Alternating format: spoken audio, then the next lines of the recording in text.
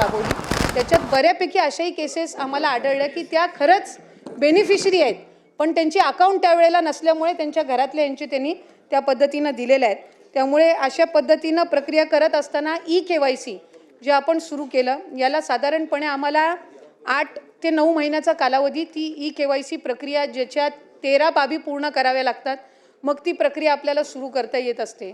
तर ती आम्ही सुरू केली आणि KYC झाल्यानंतर याच्यामध्ये आणखीन जो सुरळीतपणा आहे या सगळ्या संबंध लाभार्थ्यांच्या संख्येमध्ये तो आपल्याला. तर लाडकी बहीण KYC दुरुस्तीसाठी मिळणार एकच संधी. मुख्यमंत्री माझी लाडकी बहीण योजनेतील बहुतांश ज्या लाभार्थी आहेत त्या ग्रामीण तसेच दुर्गम भागातील असल्यामुळे यांना जी KYC प्रक्रिया करताना चूक होत असते आणि ती चूक दुरुस्ती करण्याची एक संधी मिळावी अशा आशयाची अनेक निवेदने विभागास प्राप्त झालेली होती आणि याच अनुषंगाने सदर योजनेसाठी ही जी योजना आहे महिला सक्षमीकरणाच्या हेतूने राबविण्यात येत आहे आणि या महिलांना KYC करताना झालेली चूक सुधारण्याची एक संधी देणे गरजेचं आहे.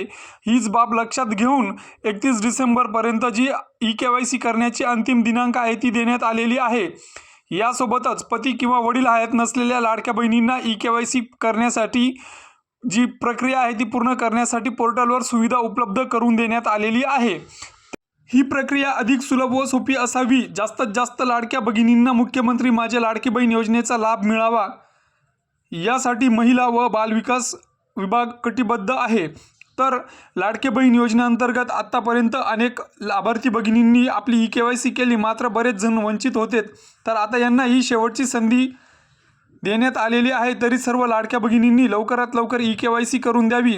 आणि आता एक महत्त्वपूर्ण विषय म्हणजे लाडकी बहीण योजनेचा नोव्हेंबर महिन्याचा हप्ता कधी जमा होणार. तर येत्या 2 ते 3 दिवसात सदर लाडकी बहीण योजनेचा हप्ता हा भगिनींच्या खात्यावर जमा होणार आहेत.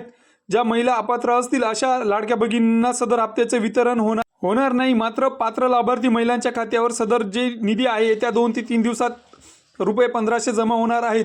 हेच होतं थोडक्यात आणि महत्त्वपूर्ण अपडेट.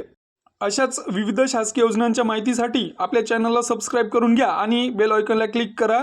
धन्यवाद.